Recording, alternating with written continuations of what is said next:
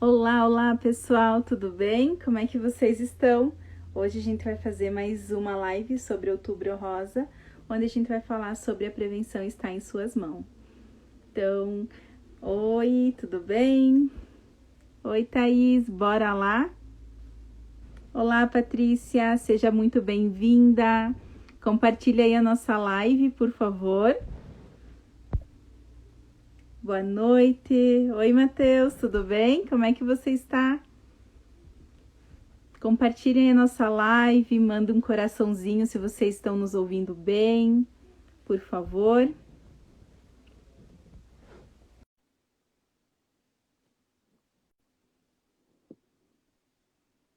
Tá tudo bem? Vocês estão me ouvindo bem? Tá legal a imagem? Oi, Thaís. Oi, pessoal, tudo bem? Tudo bem contigo? Como é que está? Tudo tranquilo. Uhum. Pessoal ali merece parabéns, né? Sexta-feira à noite, numa live com a gente, né, Cíntia? É isso aí. Até queremos agradecer, né, a presença de todo mundo. Foi meio que avisado assim de última hora, né, Thaís? Mas é Hum? muito porque na quarta-feira a gente teve um probleminha, né? Na verdade, o Instagram não estava permitindo que a gente fizesse a live. E daí a gente volta hoje para estar abordando esse assunto muito importante, né? Que é do Outubro Rosa. Teve muita gente que não conseguiu fazer live naquele dia. Eu soube de outros colegas, enfim, que tentaram e não conseguiram. Até teve um evento de um laboratório que ia ser transmitido online também e não saiu a live. É, eu Acho acho que que era eles estavam problema, fazendo alguma manutenção, né? acho que era problema no Instagram mesmo. Sim, verdade. Mas assim, queria agradecer imensamente, né, o aceito do teu convite para a gente estar fazendo essa live especial, onde a Mas gente pode estar fazendo uma troca muito bacana, né? E estar próximo dos nossos pacientes, das pessoas que nos seguem, né? eu que agradeço o convite, né, Cíntia? Eu acho muito bacana essa oportunidade de conversar com o pessoal, já que isso não é possível de uma forma presencial agora, por conta do Covid, pelo menos de forma virtual. A gente consegue chegar mais próximo, né? Passar algumas orientações. Tem algumas que a gente já sabe que o pessoal já está careca de saber, mas tem outras que eu acho que é importante porque às vezes aquilo que a gente não acha que já sabe ou não tem ideia de que aquilo pode ser um questionamento. Então, eu acho que dá para a gente deixar algumas perguntas ali, se o pessoal quiser, à medida que a gente consegue, a gente vai respondendo, né? Isso. Aham. Eu até estou aqui encaminhando a nossa live para algumas pessoas amigas também. Se vocês também tiverem alguém para estar participando da nossa live, vai ser muito importante também, né, Thaís? Vamos tentar É, trazer uns assuntos muito importantes, justamente porque Outubro Rosa, a gente precisa estar abraçando essa causa, essa campanha, né? Até na semana retrasada fiz uma live juntamente com a ginecologista também, a Patrícia, e lá naquela live a gente também abordamos muitos assuntos que muitas mulheres também estavam, nem sequer sabiam, principalmente sobre aquela vacina, né, Thaís? exatamente, é verdade. Exato. E assim como a informação tá aí, né, para a gente ter acesso, mas com a correria do dia a dia, a gente às vezes não consegue dar tempo, assim, né, de acompanhar tudo que sai, tudo que tem de novidades, assim. E por mais que se fale em Outubro Rosa, esse mês a gente dedica, né, para essa conscientização, essa orientação, porque ainda é muito grande o número de mulheres que são acometidas, né, que têm o diagnóstico de câncer de mama, câncer de colo de útero. São dois dos cânceres mais comuns na população feminina e são responsáveis por muitos óbitos ainda, todo ano. Então, apesar de se ter, de uma forma,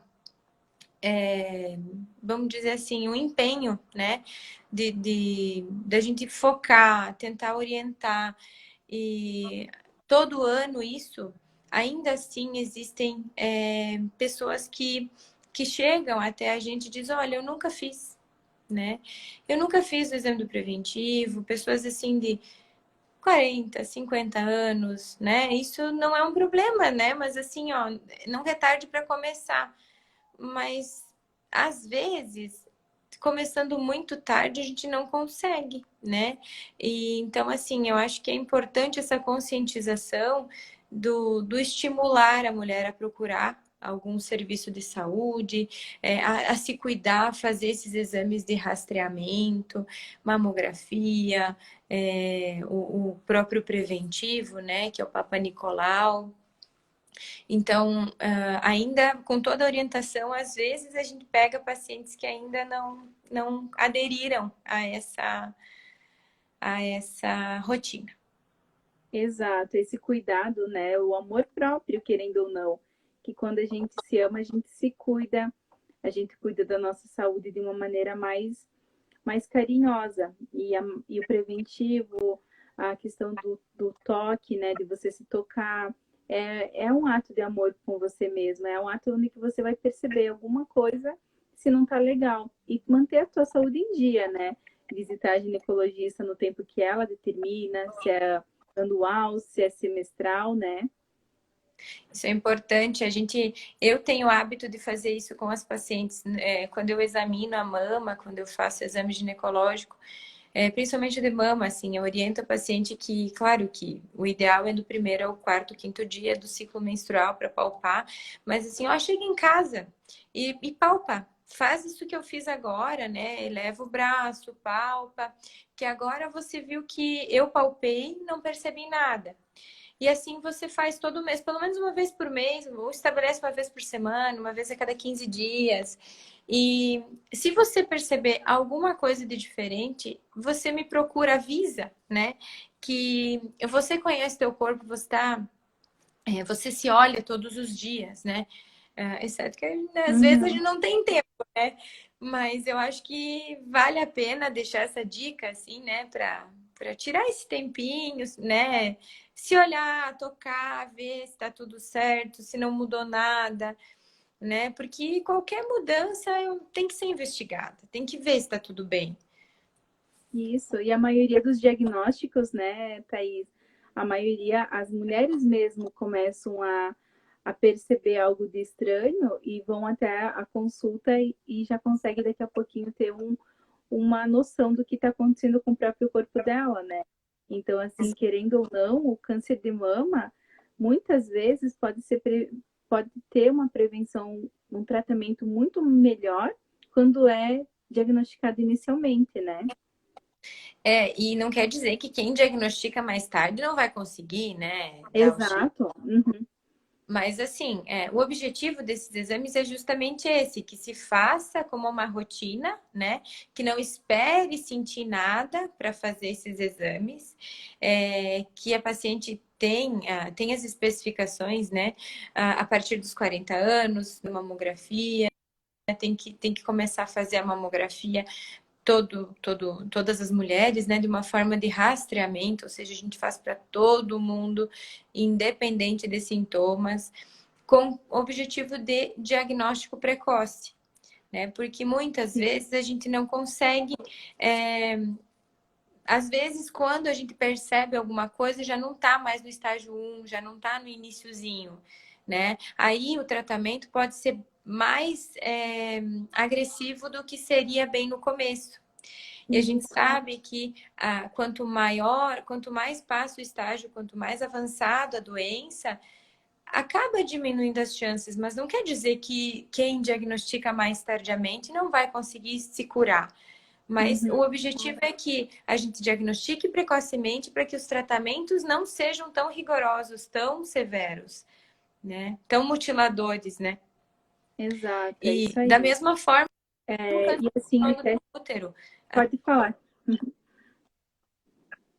Não, e da mesma forma, o câncer de colo de útero, né? A gente recomenda, tem divergências na literatura, né? Se a gente for seguir o Ministério da Saúde, ele recomenda que a partir dos 25 a gente comece a fazer o rastreamento do câncer de colo de útero através do Papa Nicolau. Mas tem outras literaturas, literaturas estrangeiras que recomendam que a partir do momento que a mulher se expõe ao contato sexual, principalmente esperando assim 6 meses, 1 ano, já está com o risco de ter contato com HPV. Então, assim, rastrear, né? Para ver, não quer. Daí a maneira como a gente vai lidar com essas pacientes antes dos 25 anos é que a gente tem que ter um pouquinho de cuidado, né? Mas, enfim, se a gente for seguir o Ministério da Saúde, a partir dos 25 anos, todos os anos, né? Se eu tiver 2 preventivos normais, diz lá que eu posso fazer a cada 3 anos o preventivo. Mas alguém tem que olhar o colo do útero e a vagina. Aí as pessoas o que que fazem? Eu tenho 2 normais, nem precisa ir, entendeu? Então, é a coleta que é o preventivo, né? Então, acaba que eu digo que é melhor, eu pego por excesso, eu coleto todo ano, muita coisa pode mudar de um ano para o outro. Então, eu acho que tá por aí, é um exame tranquilo, dá um pouco de desconforto, dá, mas é suportável, tranquilo, né? Eu acho que é importante fazer anualmente. Uhum. Até teve uma pergunta aqui, Thaís, a partir de que idade que é ideal começar a fazer a mamografia? A partir dos 40 anos. Uhum. A partir dos 40 anos, isso também é uma coisa que a gente tem um pouquinho de divergência, né? A partir dos 40 anos, de forma anual, se a gente for seguir a Sociedade Brasileira de Radiologia, a FEBRASGO, né, Federação Brasileira de Ginecobstetrícia, a Sociedade Brasileira de Ginecobstetrícia, e se a gente for seguir a Sociedade Brasileira de Masto e o Instituto do INCA, né, do câncer. Então, se a gente for seguir essas recomendações, a gente faz a partir dos 40 anos de forma anual. E se a gente for seguir o Ministério da Saúde, eles recomendam que a partir dos 40 eu faço de 2 em 2 anos até os 50 anos. E depois eu faço anual. Então, a gente tem que ter um pouquinho. Eu recomendo. Eu já tive pacientes que pulou 1 ano e quando foi fazer, estava com lesão suspeita, enfim. Então, porque a gente sabe que coisa acaba crescendo, mudando rapidamente, né? Então, dentro do possível, eu também acho que mamografia anual. As pessoas perguntam muito: doutora, mas a radiação, apertar, não vai causar câncer? Não. A radiação, ela é muito pequena, né? Ela não tem essa capacidade, né, de causar um câncer. Então, ela só vai trazer benefício em rastrear, é um exame a mais, né? Um exame que a gente vai fazer e que eu acho que vale a pena. Outra coisa que perguntam, não posso fazer ultrassom no lugar da mamografia, né? Ultrassom, ele é um exame complementar. Tem coisas que a mamografia não consegue ver. Por exemplo, quando a gente vê lá, descrito no laudo, mamas densas, quer dizer que ainda não houve a substituição completa por gordura, enfim, né? Que isso acontece com o passar dos anos. E aí, nessas situações, às vezes o radiologista coloca mama densa e não consegue me dizer com clareza, olha, eu não vi nada, tá tudo absolutamente normal. Aí a gente complementa com o ultrassom, que é a ecografia, né? Mas como único exame para substituição, não tem capacidade, tem coisas que a mamografia vê e que o ultrassom não vê, né? Então não tem como. O exame que diminui mortalidade por diagnóstico precoce é a mamografia, que foi escolhido para ser o exame de rastreamento. Uhum. Até pessoal, quem está aqui nos assistindo, quiser fazer perguntas para nós, referente à parte do Outubro Rosa, dúvidas que vocês têm da parte ginecológica, que é a parte da Thaís, ou psicológica também, estamos aqui, né? À disposição, pode interagir conosco, né? Isso aí. Senão a gente fica falando, né, Cíntia? Exato. Até essa da ultrassom era uma das perguntas também, sabe? Se daria para, ao invés de fazer a mamografia, fazer a ultrassom mamária, sabe? Se um dispensaria o outro, mas que nem como você comentou, é um complemento o outro, né? Isso. Não sei se ficou claro, se deu para entender a diferença, o porquê que não dá para fazer um ao invés do outro. O quem perguntou ali, não sei, será que ficou claro? Deu para entender? Sim, eu acho que deu para entender sim. Até acho que a pessoa não está aqui, mas depois ela vai estar assistindo a live. Ah, Sim. Então, é, assim, falando um pouquinho também da parte, como que você vê a parte da psicologia no tratamento de uma pessoa que tenha recebido o diagnóstico do câncer, que esteja em tratamento? Eu não sei como é que vocês abordam assim ali na clínica, enfim, mas só para te dizer, só para a gente iniciar essa parte também do nosso trabalho multidisciplinar também. olha, eu acho que isso é extremamente importante, assim, porque o bem-estar emocional faz toda a diferença no tratamento, né, da pessoa. A Uhum, pessoa se manter bem, se manter alegre, para cima, faz o tratamento ser mais leve, né? Diferente da pessoa que, poxa, não vai dar, entende assim? Então, a psicologia, a psicoterapia, eu acho que entra como uma luva, porque muitas vezes a gente, quando se depara com um diagnóstico desse, é onde a gente só vê sombra, a gente não consegue ver outras coisas. Né? Então, a gente precisa da acolhida, do acolhimento, alguém que nos mostre que não, calma, né? A gente consegue dar a volta, vamos lá, né? E a gente se uhum, desespera. E eu me surpreendo muito, assim, com muitas pacientes, da forma como lidam com o saber, né, de um diagnóstico, não necessariamente do câncer de mama, enfim, por uhum. saber de um câncer. Tenho, enfim, várias, né? E eu me surpreendo demais, assim, eu não sei, a gente se pergunta da onde vem essa força, né? Pra, mas eu É, acho, assim, que ter o acompanhamento psicológico, a possibilidade de ter esse serviço, assim, vamos usar essa palavra, né? Mas não é. Eu acho que faz sim. toda a diferença no tratamento e na maneira como a gente lida. E não só Uhum, nisso, sabe, Cíntia? Thaís, eu faço terapia, né? uhum. Desde, Mas eu né, faz também, tempo. eu, Cíntia, psicóloga, também faço terapia. E a terapia, querendo ou não, ela faz parte da vida e acho que todo mundo deveria fazer, porque é maravilhoso, né? Bom, eu sou suspeita em falar como terapeuta e também como paciente. E às vezes, assim, como você falou, que às vezes as pessoas tiram força, e é admirável ver a força que as pessoas que são diagnosticadas com câncer, e até a minha mãe acabou de entrar aí na live também. Eu gosto muito de usar o exemplo dela, porque É?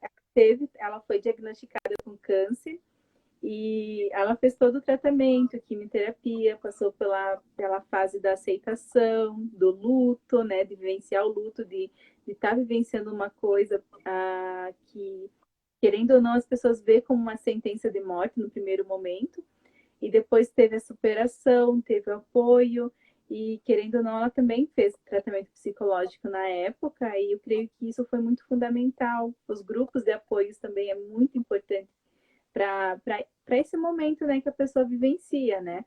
Até eu percebo assim que o fato de trabalhar a autoestima dessas mulheres, que querendo ou não, tudo isso é uma fase que a pessoa passa, e a partir do momento que ela passou com muito sucesso, ela se sente uma vitoriosa, uma guerreira, né? Porque querendo ou não, foi uma batalha para vencer algo que estava ali consumindo a energia, o humor, a felicidade também, que em alguns momentos.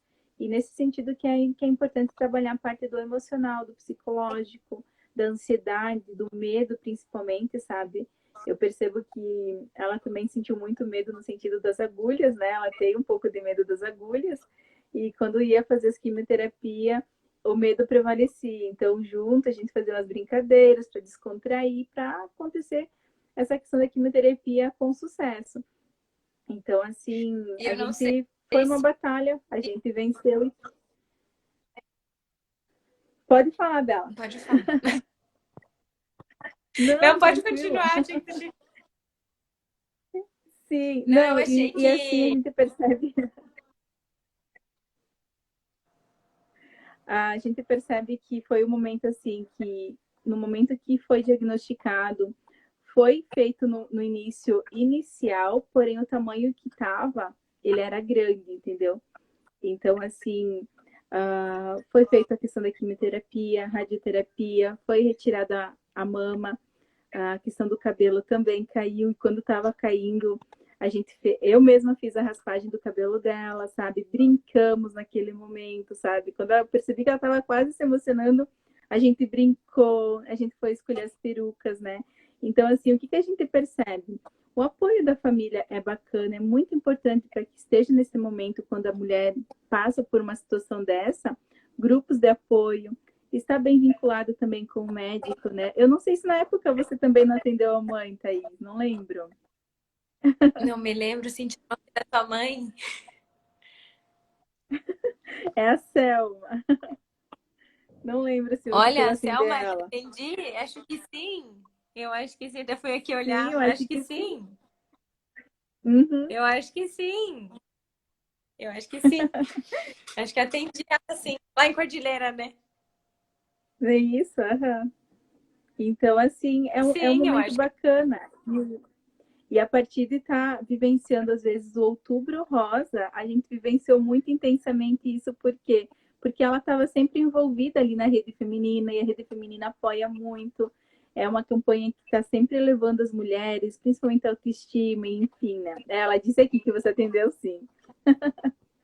Ah, não tô tão ruim de Que memória. bom. E deixa... Era eu não isso, sei se assim, eu tu queria se, compartilhar.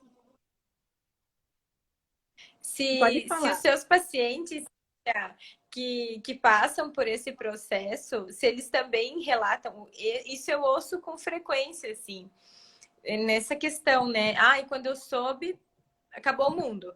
E depois, não, eu aprendi a ver a vida de outra maneira, né? De esperar em mim É, sim. uma outra pessoa, né? Hoje eu sou diferente do que eu era antes, de uma forma melhor, assim. Isso as pessoas costumam dizer, assim, comentar. Sim, eles comentam, eles falam que eles renasceram, que são outra pessoa, sabe? Que querendo ou não, eles dão valor à vida, que querem, no sentido do momento em que você é diagnosticado com câncer, a pessoa vê aquilo como uma sentença. E após aquilo, ele vai viver muito mais alegre, não vai se importar com coisas que antes se importavam tanto, que seriam banais, sabe? Aquela preocupação excessiva, a ansiedade excessiva, sabe? É nesse sentido, sim. Eu acho que é uma coisa que... É a tal da coisa, toda coisa ruim tem uma coisa boa por trás, né? Exato. Tem dois Até lados. teve aqui uma pergunta, Thaís. A Leonara pediu aqui: é importante o uso de hormônios depois de tirar o útero? Olha, vai depender de cada caso. Vai depender de cada caso. Depende da idade da paciente. Vai depender se foi retirado os ovários ou não. Então, é uma individualização, assim, né? E a questão dos hormônios é uma questão que assusta também muito, né?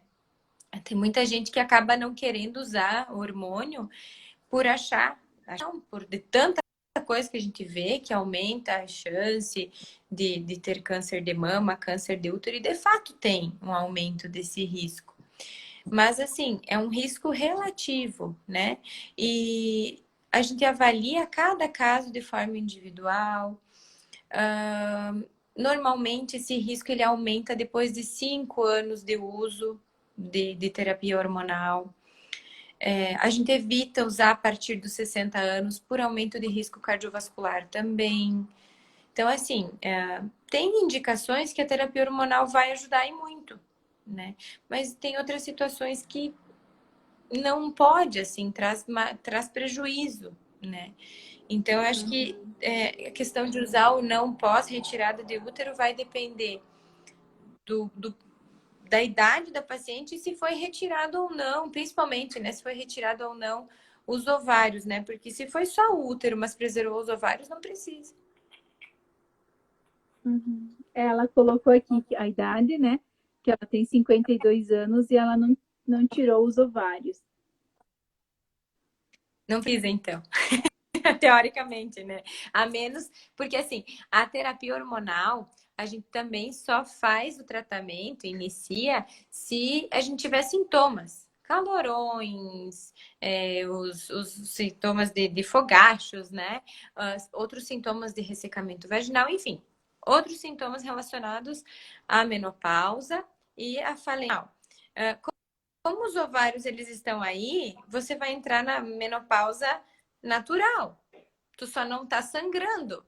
Aí nós vamos ter que ver se tu vai ter sintoma. A partir do momento que tem sintoma, avalia-se a necessidade de tratamento, que pode ser hormonal ou não. Acho que mais ou menos isso. Uhum. É isso aí. Pessoal, se vocês quiserem mandar mais perguntas aí para nós, pode se sentirem à vontade, né? Se Sim, tá e ficando uma claro coisa que que eu vocês estão nos ouvindo bem. Uma coisa que eu fiquei e que eu achei interessante é o que a Patrícia comentou na outra live com vocês, que se fala muito sobre os exames de prevenção e tal, mas é muito importante a gente ter uma qualidade, né? Se alimentar bem, fazer exercício, procurar ter um peso adequado, porque isso, evitar excesso de bebidas, evitar excesso de cigarro, isso tudo também pode estar relacionado, né? São fatores de risco para desenvolvimento de câncer, né? Não só de câncer de mama, quanto câncer de útero, mas de outras formas de câncer também, né? Então, você se manter com a tua saúde estável, a tua saúde bem, também é uma coisa que você faz e que está te distanciando do diagnóstico ruim. Exato. E o bacana também, né, que a atividade física, ela diminui o índice dos câncer também, né? A gente manter uma atividade física regular, se preocupar principalmente, né, a questão da obesidade. Isso aí. Porque, por que da obesidade que se fala tanto assim? É porque o tecido da gordura, né? Ele também produz hormônio, pode ser convertido. Então, se eu tenho medo da terapia hormonal, por exemplo, e eu sei que os hormônios podem causar câncer, se eu tenho mais hormônio porque eu tenho mais tecido adiposo, né, tecido da gordurinha, esse risco aumenta por conta disso. Uhum. Olha só.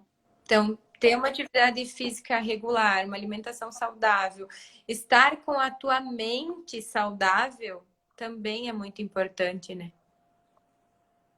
É isso aí. Então, assim, às vezes falando um pouquinho, né? Até daqui a pouquinho tu pode também estar falando um pouquinho da tua experiência de clínica e tudo mais, né? A minha parte psicológica, como que eu sempre trabalho, quando vem uma mãe, quando vem uma pessoa que passou por um diagnóstico, a gente primeiramente vai trabalhar a aceitação, sabe? Que às vezes o que as pessoas veem, eles é muito no fato da negação. Por que eu? Por que está acontecendo isso justamente comigo e tudo mais? E às vezes até a gente, num determinado momento, após sensibilizar, a gente faz a pergunta, tá, mas e por que não você? Por que o outro sim e não você? E a gente começa a fazer toda a parte da aceitação da pessoa, aceitar, trabalhar os medos, sabe? Ah, eu tenho medo de morrer, sabe? De tornar aquele momento um pouco mais positivo. E foi isso que leva muito a essa questão deles conseguirem batalhar dia após dia para que eles consigam se manter firme no tratamento. Porque às vezes a gente percebe um grupo de pessoas que tem o câncer e que enfrentam isso sem acompanhamento psicológico, às vezes sem uma família que esteja lhe dando apoio, sem ter uma motivação, às vezes isso pode implicar um pouquinho no resultado final, né, Thaís? E às vezes a gente tendo, às vezes, a família ali junto com você, te motivando, te dando força para enfrentar esse momento, é, é totalmente diferente. Você consegue ver um certo grau de motivação no paciente que consegue elevar muito mais.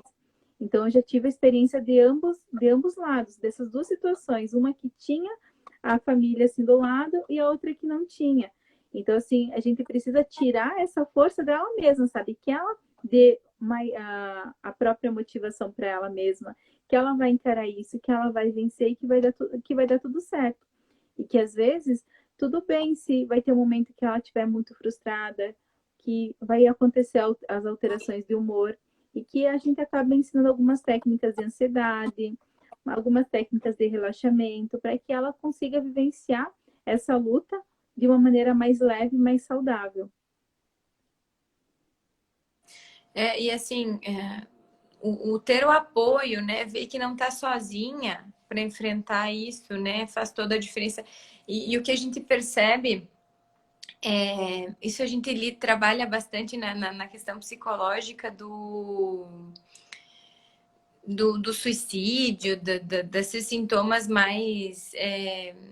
Esses sintomas mais punk, diria assim, né? Voltados para Sim, depressão mesmo. Que a gente faz a pergunta para paciente assim, mas o que te mantém aqui? Né? Eu me lembro sempre disso na faculdade, assim. Então, é isso que tu comentou, mostrar que tem gente por ela aqui e que querem que fique aqui. exato. E que precisa batalhar e que precisa vencer isso, não só por ela. Uhum. Mas, primeiramente, tem que ser pela pessoa, né? Tem que ser por ela mesma, não só pelos outros, né? Mas eu acho que saber, isso é importante para a gente, às vezes, saber que a gente é amado, que a gente é querido e que as pessoas gostam da gente, assim. Porque, às vezes, a gente se depara em situações que a gente pensa estar sozinho. E isso não é Sim, legal, é né? verdade. Tu tocou num assunto muito bacana, assim, de você colocar pessoas que estejam ali próximas, né? E como eu trouxe, abri um pouquinho a situação, né, da minha mãe, eu tinha dito para ela que se ela se motivasse, que se ela se mantesse firme, eu ia dar um netinho para ela, e foi isso que aconteceu, sabe? No momento que ela recebeu a alta e o diagnóstico, né, de que ela estava de Por... alta, mas desde que depois ela continue fazendo, né, os exames, tudo bem certinho, eu dei a notícia que ela iria ser vovó. Então, assim, foi uma coisa, uma conquista que ela venceu, né, o câncer, e depois ela foi ganhando essa notícia que ela era o sonho dela de ser vovó. Então, às Ai, vezes, que essa luta veio justamente para um serzinho que às vezes nem existia. E é muito nisso que a gente precisa se embasar. E se alguém, né, que esteja aqui, tem alguém que passa por câncer, que passou por câncer ou que está passando nesse momento, né, é sempre bom frisar, sabe? Tem pessoas que estão ali e dizem, olha, eu tô aqui com você, que ela não pode desistir pelos filhos, pelo marido e principalmente por ela mesma, né? Então é ela muito é nesse sentido. importante, que ela vai fazer falta, né? Isso, perfeito. Até tem outra pergunta aqui hoje. Qual seria o maior motivo do câncer em mulheres? Olha, o maior motivo, eu não saberia te dizer. Eu vou fazer as palavras de um professor meu, que se a gente soubesse, ele já não existia mais. Porque já teria encontrado a cura, né? Se a gente soubesse o que causa, de fato, o maior motivo, a gente já não teria mais né, o câncer existindo. Então, eu acredito que é o somatório de várias coisas, né? A gente tem os fatores ambientais, que é o que a gente conversou, né? A questão do estilo de vida, os hábitos de vida, os fatores próprios, né, individuais, que daí entra a parte genética, né? E por mais que a gente pense assim, nossa, eu tenho N casos na família de câncer de mama e tal, morro de medo de usar hormônio por causa disso. Embora a gente saiba disso, apenas 5 a 10% dos cânceres são hereditários. O restante, ou seja, de 90 a 95, eles são aleatórios, eles surgem em pessoas que não têm histórico, em pessoas que os fatores de risco muitas vezes são pequenos, né? Então, assim, fatores de risco são vários, né? Então, tabagismo, sedentarismo, obesidade, o que mais? O uso de hormônio por mais de 5 anos na terapia hormonal, no caso da menopausa, que entra como um fator de risco, e por aí vai, né? Agora, o principal motivo, eu acho que se a gente soubesse de fato, já teria sido pego o gatilho do negócio e já não tinha mais. É Isso eu isso ouvi de aí. um professor meu uma vez, nunca mais esqueci. É. O que a gente pode é prevenir, né? Fazendo os exames, atividade física, cuidando da nossa saúde mental e física, principalmente. E acho que isso a gente começa a plantar a sementinha, sabe? De que você não vai colher tão cedo, né? E uma coisa que, mudando, vamos falar um pouquinho do de câncer no de colo de útero, que me veio agora, achei importante falar, sobre a Uhum. vacina, a tal da a vacina do HPV, né? Isso. Muitas pessoas perguntam, mas doutora, eu já tive ferida do HPV, né? Por causa do HPV, vale a pena fazer a vacina, mesmo já tendo contato? Vale. A gente tem mais de 200 tipos de vírus de HPV que circulam e afetam o ser humano no mundo todo. E a gente não sabe qual que vai afetar a gente, mas o que a gente sabe é que os principais estão contidos na vacina. Então a gente consegue oferecer proteção, principalmente focando nos dois que mais causam os câncer de colo de útero, pênis, vagina, né? Então, por que não vacinar? Se você já teve contato, ok, né? Mas fazer a vacina diminui chance de eu ter uma lesão grave e diminui chance de eu ter câncer por conta do HPV, né? Uhum. Porque ele protege de dois dos vírus que causam 70% dos câncer de colo de útero nas Isso. mulheres. E recentemente, né, começou a ser distribuído, né, no SUS, né, essa vacina. E uma coisa que a gente falou na live, naquela outra live com a doutora Patrícia, é que as pessoas que não fizeram devem fazer também essa vacina, né? Até que Uhum. idade mesmo, Thaís, que deve fazer essa vacina? É para meninos e meninas de 11 a 14 anos. Isso é distribuído, né, no Sistema Único de Saúde, então de forma gratuita. 2 doses. Para quem passou dessa faixa etária, a gente vacina até os 50. Então, Uhum. só que daí o nosso sistema imunológico ele funciona um pouquinho diferente. Então, eu preciso de 3 doses dessa vacina depois dessa idade. Então, até os 50 anos, a gente pode se vacinar, né? Ser vacinado, e são 3 doses para a vacina do HPV. E eu acho que é super importante também, dentro das possibilidades de cada um, né? Claro. Mas eu acho que Sim. é importante por esses motivos, assim, de diminuir lesão grave e por diminuir chance de câncer de colo. Não quer dizer que não vai ter, mas eu vou ter menos chance. Sim, é isso aí. Bom, eu acho que era isso, né, Thaís? Acho que a gente abrangeu bem sucintamente o que a gente queria passar, né? Essa questão da prevenção, do autocuidado, da importância, às vezes, da terapia também, de manter as consultas em dia. Não sei se você teria mais alguma coisa para falar aí para o pessoal. Acho que só dizer assim, né, que uma coisa que eu acho legal, que muitas pacientes usam essa tática, eu acho legal, assim, a gente usa o outubro para lembrar, né? Mas não precisa ser só em outubro para a gente lembrar da gente, né? Então, assim, muitas vezes a gente às vezes fica sentindo uma coisa ou outra por meses, achando que vai passar, não é verdade? E E vai passar, vai passar, vai passar. E às vezes a gente vai postergando, então a gente acaba se deixando de lado. Mas o que eu acho mais legal é que, assim, eu tenho vários pacientes que me falam assim: eu sempre escolho o mês do meu aniversário para fazer os exames de rotina, minha consulta de rotina, sabe? E então, assim, eu acho que é uma tática legal a gente escolher um mês no ano para a gente cuidar da gente, deixar as coisas em dia. A gente faz tanta coisa, às vezes, para os outros, e a gente acaba se deixando de lado, né? Uhum. Então, não precisa necessariamente ser em outubro. Outubro é só para a gente lembrar, né? É um mês dedicado a nós, outubro, né? Mas a gente pode se dedicar a gente o resto do ano também. E deve fazer isso. É isso aí. É isso aí, bem colocado. E que nem eu também falei quando a gente faz o do outubro, o do setembro amarelo, que a gente fala bastante sobre a ideação suicida, que não é somente no setembro amarelo que a gente deva falar do quanto é importante a vida, né? É em todos os momentos.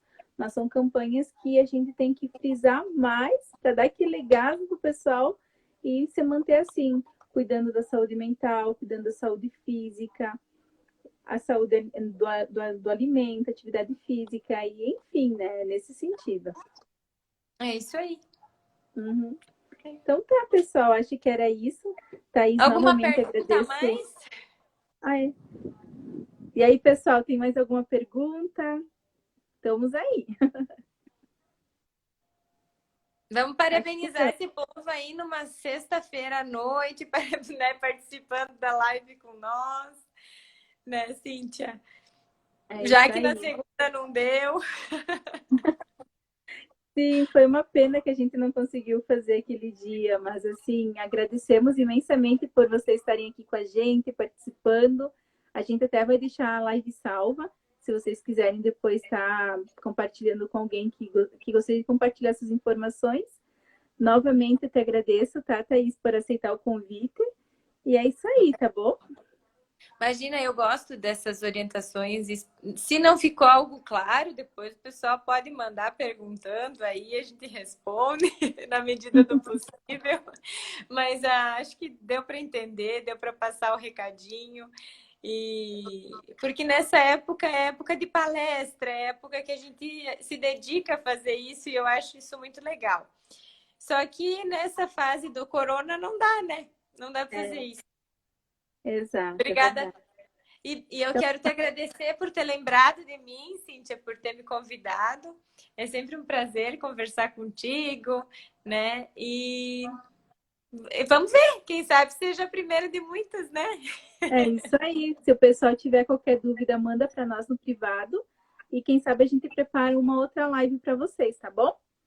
Então Isso tá. aí. Um abraço, beijo. Beijo, pessoal. Beijo. Tchau, tchau.